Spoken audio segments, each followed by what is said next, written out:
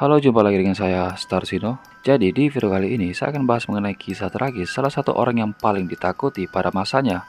Ialah sang raja kartel dari Kolombia, yaitu Pablo Escobar. Awalnya, Pablo merupakan seorang pria biasa yang lahir di Rio Negro, Kolombia pada tahun 1949 lalu. Pada masa mudanya, beliau ini menjalankan bisnis kokain atau narkoboy di daerah tempat tinggalnya yang berkembang pesat di tahun 80 hingga tahun 90-an.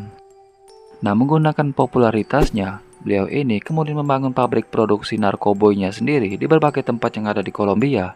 Dan bahkan, ia juga mengekspor narkoboy tersebut di berbagai penjuru dunia. Dan bahkan pada masa kejayaannya, negara Kolombia tidak bisa berkutik sedikit pun dengan pria yang satu ini.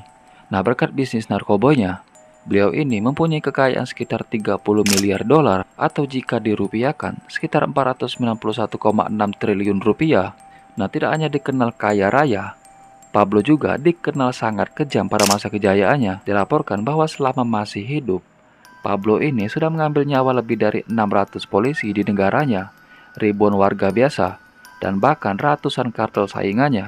Nah, saking brutalnya beliau ini, bahkan pada tahun 1989 lalu, karena ingin memperluas kerajaan narkobonya dan menyalonkan diri sebagai presiden, Pablo ini hampir menewaskan bakal calon presiden yang bernama Cesar Gaviria Trujillo ketika ia ingin terbang menggunakan pesawat. Nah, beruntungnya pada saat itu, Capres Cesar Gaviria ini membatalkan perjalanannya dan selamat dari peristiwa tersebut.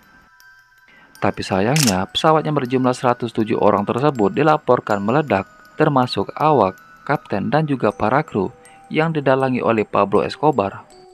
Nah, pada tahun 1993, beliau ini akhirnya berhasil dilumpuhkan berkat pasukan khusus yang dibentuk antara negara Kolombia dan juga Amerika Serikat.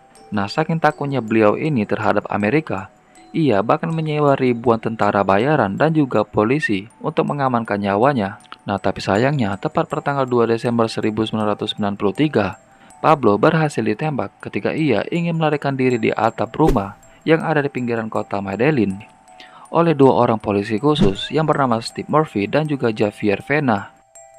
Nah, bahkan kisah beliau ini sempat diangkat menjadi beberapa film dan juga series yang cukup terkenal.